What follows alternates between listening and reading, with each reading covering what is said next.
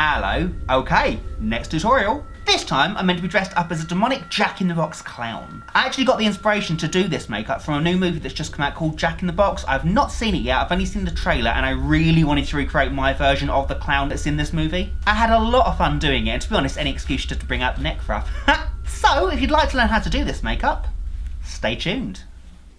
Okie dokie, so to start this makeup off, I'm going to be blocking out both my eyebrows. I'm also going to be popping on a plain latex ball cap. So to save some time up in this video, I'll be popping 2 links on the screen up there. Those 2 links will take you to 2 videos that I did in the past to teach you how to do both those things, just to make this video that much shorter. So I'm going to go do both those things and we'll go from there.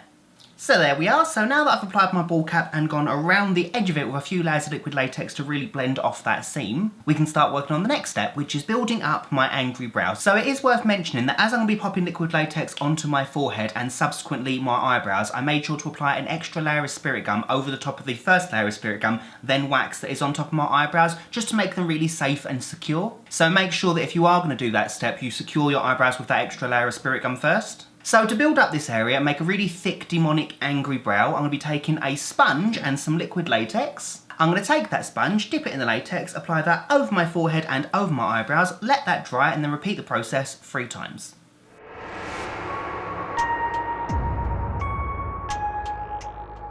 So then we can really start building up this brow. So to do that, I'm going to take some regular tissue paper that I've already peeled apart to get the thinner halves, and tearing off a really small amount, not much bigger than this really. I can take some more liquid latex on a sponge, apply that to the middle area of my brow, take the tissue, pop it down, press it into the latex, peel away the excess, and then apply some more latex over the top of that. So the idea here is to repeat that process about 7 times, going across the brow, making sure that the edges get thinner and thinner as we taper off into the ball cap. So I'd say the overall result will be about 7 layers of tissue in the middle to about 3 around this area here, and then 1 tapering back into the ball cap. So just go really slowly and make sure to let it dry in between each layer.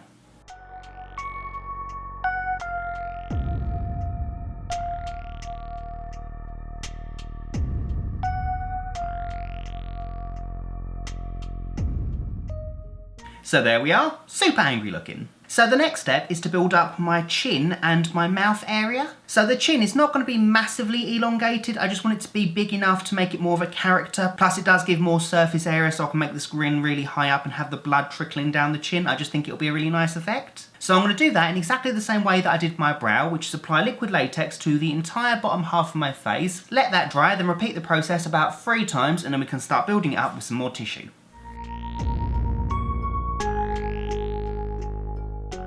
Then, before I build up the area with some tissue, I'm going to take some regular masking tape, and I'm going to use this to sharpen up and strengthen the edge of the fake smile that we're making. And fortunately, masking tape really does adhere nicely to liquid latex once it's dry. So I'm just going to take that masking tape, stick it down roughly where I want the smile line to be, and just press it down so it's completely stuck down, and then I can repeat that on the other side. And I'm going to do exactly the same underneath as well. And I'm also going to put one over my top lip as well, because I will be working on the nose later on as well. So don't worry about the neatness for now, just make sure that it's all stuck down, because we can neaten things up afterwards. Then I can take another sponge and apply some more liquid latex over the masking tape.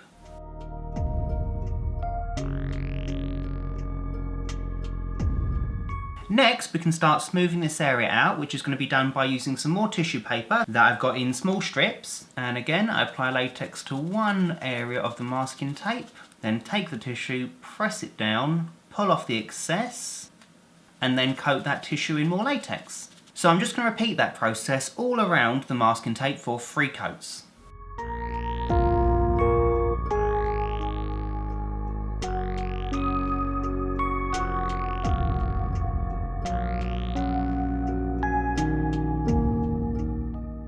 So whilst the mouth area is drying, we can start working on building up the chin. So we're going to do that in a very similar way that we did the brow, except instead of using tissue, I'm going to be using some cotton wool. So I'm going to apply latex on top of my chin. I can then take the cotton wool, press that down really thoroughly, and then pull away the edges, and then apply more latex on top of that. So then I can let that dry and then repeat the process about 4 times until my chin is nicely elongated and it tapers off into the jawline. The reason I like using cotton wool for this instead of tissue is just because it builds up quite a bit faster, and it is going to be quite a large prosthetic.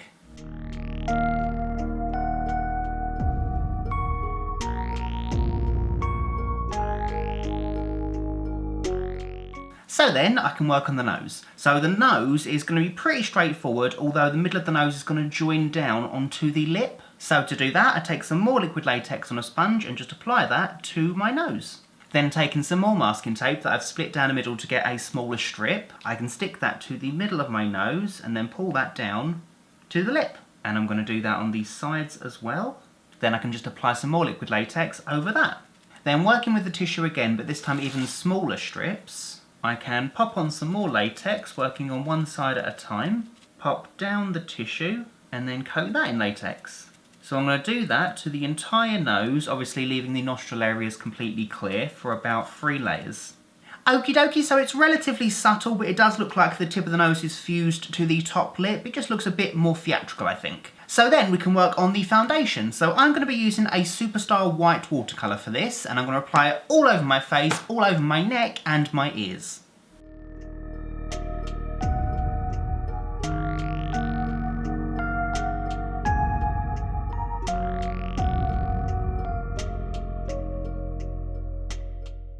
Then I'm going to take a black Superstar watercolour and then colour in the mouth area.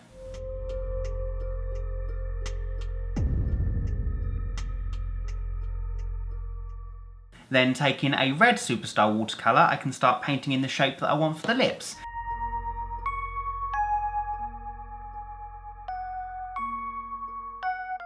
Okay, so don't worry too much about the neatness of the red for now, because that's going to be covered with a lot of fake blood at the end anyway, so we can now focus on the eye area. So taking the black Superstar watercolour again, I can start painting on the eye shape. So the shape is going to be pretty rounded with the usual clown/jester eye makeup, which is going to be 2 peaks up top and bottom, and 2 going either side on each eye.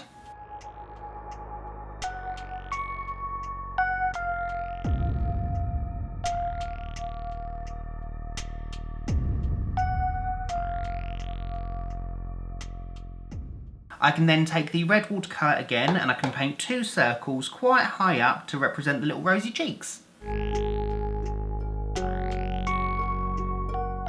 I'm also going to do the nose whilst I've got the red watercolour, so I'm just going to do a big circle right in the middle. Then staying in the nose area, I'm going to take the black watercolour and start elongating my nostrils. So then we can start working on contouring and enhancing these expression lines. So I'm going to be using a black cream by Makeup Forever, and I'm going to start just by drawing the lines that I want around the temples and around the brow furrow, and then we can blend that out afterwards. So these are the shapes that I've gone for, so then I can take some more of the black cream and apply that to the temple area and brush the colour away. So we don't want there to be any colour on the inside, we just want it to be a nice fade to the back of the head.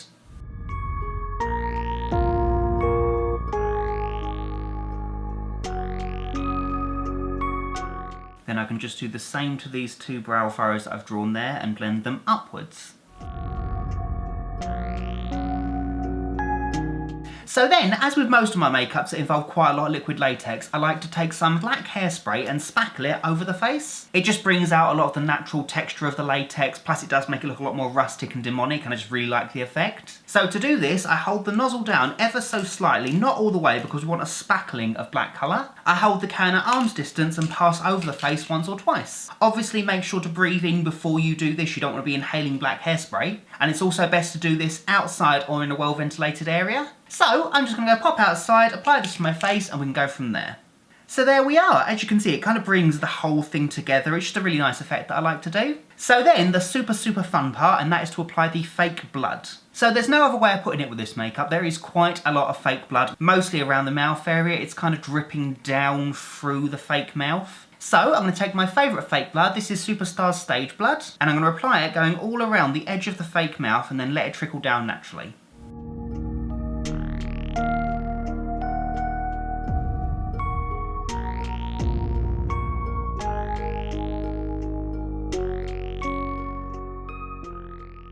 So there we are, nice and bloody. So I was going to add a few scratches going across the face and have some more blood trickling down, but to be honest, I think if I do start having blood dripping down, it will just make all this detail get lost, so I think I might just leave it as is, if that's okay. So the final step then is to pop in some contact lenses, pop on a costume, and we'll see what we've got. And there we go, that's my look, officially complete. So I finished look off by popping in some fake teeth that I got from Charles Fox in London, now called the Crowland store. I got them a very long time ago, but I think they're appropriate for this makeup. The costume I actually got from buycostumes.com. I completed it with these fabulous collars which match the ruff, which I actually got from IKEA. And of course, I popped on some white gloves. And the contact lenses that I popped in are completely white out lenses that restrict the vision by about 60%, so bear that in mind if you wanted to wear these out. And I got them from camerawise.com, which I'll pop that link in the description bar below if you wanted to check them out. And yeah, so that's my tutorial complete. Thank you everyone so much for watching this video. I really hope you enjoyed it. I hope you like this demonic Jack-in-the-Box makeup. And if you did enjoy this video, you know what to do. Like, comment, subscribe and all that jazz. And yeah, so until next time, bye fluffies!